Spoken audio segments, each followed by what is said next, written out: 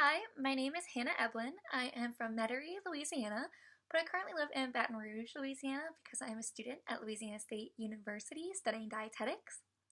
One of my passions and hobbies includes cooking. I love to get into the kitchen and create new things, but I also love to reconstruct and redo dishes that are necessarily not so healthy and putting a healthier twist to them. One thing I believe would make me stand out from the other applicants is my personality. I have a very go-getter personality, but I'm also very bright, energetic, and friendly and outgoing. And I believe in the dietetic field, having a friendly and outgoing personality is very important in order for clients and patients to feel comfortable around you and to open up to you. I specifically want to be a Tulane dietetic intern because I'm from the New Orleans area, and New Orleans is ultimately where I want to be in life because I love the food, the culture, the people, so I feel like Tulane would just be a really great fit for me. In the internship, I hope to learn about all the possible dietetic fields. I currently have a interest in community nutrition, but I'm very open to learning about all the different dietetic fields out there. I believe there's many jobs out there for dietitians that I'm not even aware of, and I'm very interested to learn all about things that dietitians can do. I really want to be a dietitian because I have a strong passion for food, but I also have a strong passion for helping others. And I believe that putting my passion for food and helping others into a career would be an amazing way to spend the rest of my life. And hopefully 5 years down the line from now, after I'm done my internship, hopefully I'll be in New Orleans working with the community, helping educate and better people's health and lifestyle. There has been times in work situations where I have felt uncomfortable. If there was ever a time in a internship rotation where that would happen, I would act as professionally as possible and work efficiently to get my work done and try not to create any more issues in that situation and just be as polite and poised and professional as possible.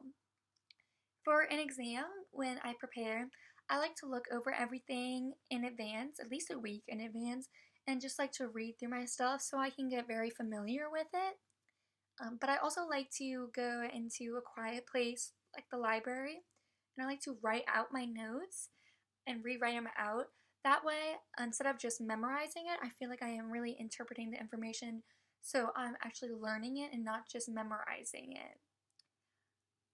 I don't think there's ever a time where I feel like I was treated unfairly in a situation. If there ever was, I feel as though the best way to handle it is just be very calm and collected, poised and professional.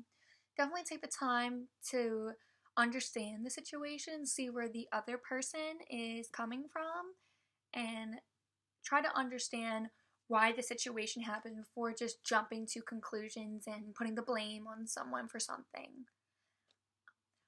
Me personally, I feel as though I work best when I have multiple things to do at once. An example would be during school when I have multiple deadlines. I have a test, a project, a case study due all within a few days of each other. I feel when I have all those responsibilities all at once, I work more efficiently and effectively, and I manage my time better, and I work much harder and quicker than I would if I had a lot of time. And I feel as though when I do have multiple things all crammed together, my work comes out even better because I work so hard to make sure that it comes out perfect. There has been times in schooling where you're put in a group and you don't see eye to eye with the person and you don't share the same ideas as the person. It's always best to really listen to what that person has to say because to them their ideas are just as important as yours. And in order to work effectively with someone, especially when you don't see eye to eye, you really just have to be very understanding and just listen to what they have to say. In group situations where that happens, I normally will just try to throw out ideas until we can find a common ground where we both agree on something. Normally, that's the best way to handle a situation. And group projects for school, when I've done that and we've just gone back and forth with ideas, we normally come to an agreement and our project comes out great and we work together as an efficient and effective team. So that's basically the end of my interview. Thank you so much for taking the time to listen to me and to possibly choose me as an applicant. And I hope to hear back from you soon. Thank you.